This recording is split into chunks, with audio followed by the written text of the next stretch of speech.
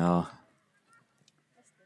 Toom vastamisi seal nüüd tuleviku kaitsjatega ja sellise värava lööb siit Saku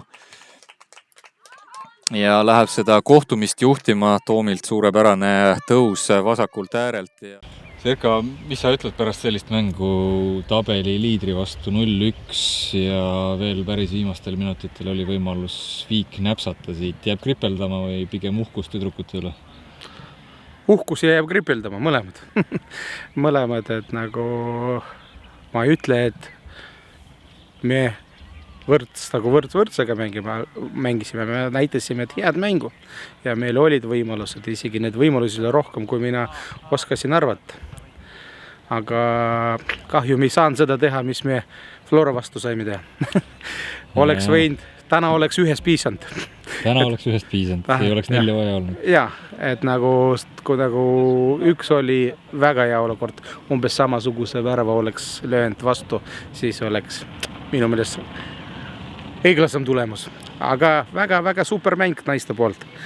Et rohkem enesekindlus veel juurde ja siis hakkab tulema, uskuge mind. Kust see enesekindlus sellel hooajal tegelikult nagu tulnud on, selles mõttes, et me oleme mänginud ju tippudega nüüd kõigiga peale Vapruse. Ei ole ju Vaprusega mänginud veel? Ei ole 2 nädala pärast.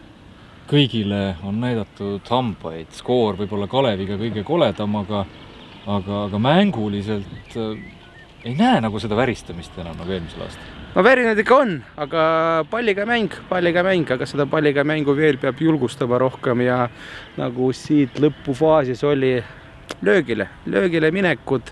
Mina praegu ütlen, et siin Raheli lõpus ja oleks me löögile läinud, seal oleks võib-olla tulnud veel, aga julgust veel rohkem, julgust on tulnud ja oskusi on ka tulnud, aga vaja veel tööd teha. Et ei ole piisavalt veel. Väike paus nüüd naistel, mis sa teed nendega, kas sa annad neile ka puhkust või on ikkagi puhas trenn 2 nädalat? Puhkus on nii palju, viime 2 trenni peal nädalas. Nagu, selleks perioodis 8 nädalaks teeme 2 trenni nädalas, mitte 3 trenni nagu.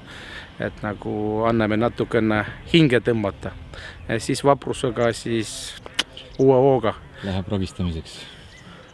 Edu, Serka, aitäh! Tänu teile, okei.